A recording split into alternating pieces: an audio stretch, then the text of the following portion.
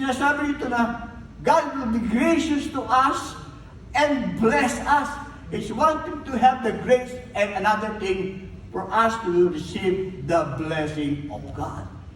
Grabe, doble yan ha. Nakakikita nyo dyan, mamabas natin sa verse 1. Now, ang tanong, ang biyaya ng Diyos ay ang ating kakayahan na gawin ng mga bagay-bagay na hindi natin kaya sa sarili nating lakas.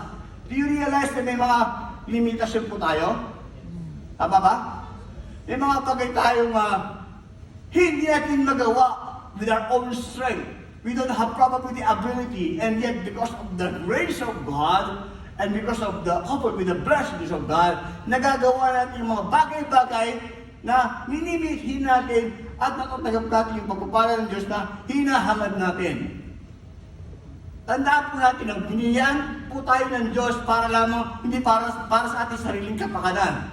The blessing of God never been designed for us to just selfishly contain it.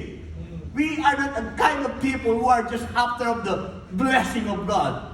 Hindi tayo part or member ng blessing club. Hindi, bless me, bless me, bless me. But don't get me wrong, there's nothing wrong with blessings.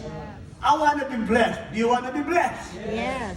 But we have to understand, first and foremost, ano ba ang una at puno talagang pakay ng pagpapala ng Diyos. And that's what we have to understand. So that we may not be led astray somehow, soaked with the blessing, and yet we ended up failing at the end because we didn't understand why we have the blessing. Katulad na lamang na naligtas tayo, nagkaroon tayo ng gift of salvation. Who among you here, after you have received the gift of salvation, na realize mo that the Lord is good. Yeah. You have tasted that the Lord is good. Imagine just like a person like me, who was just 20 years old back then, 40 years ago. I was once a drug addict. Kung hindi ko nakakilala ang Panginoon, I may be still a drug addict to this day. A friend of mine who introduced me drugs, 40 years later, still a drug addict today. Dahil hindi niya pa rin nakikilala ang Panginoon. Kung ako yung tao na yun, baka kagaya pa rin niya ako, na hanggang ngayon, chumuchonky pa rin, dudur pa rin, lumalaklak pa rin. I would never have a beautiful family and have a beautiful wife. Tabago ng ating buhay. Are you happy? Yes. Of course, di ba? That's why we appreciate our life like never before. Dahil nakakita natin na ang ganda ng buhay. Yeah. Ang ganda na mabuhay na may Kristo sa puso mo. Yeah. Dahil tama ang dasin na tinatahak mo at alam mo na tama ang nagiging takbo ng iyong pamumuhay.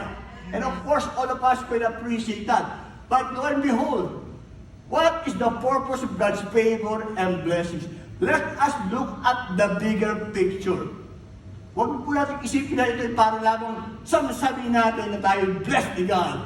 May kakayahan tayo, may ability tayo, pero we have failed to understand the very purpose of that.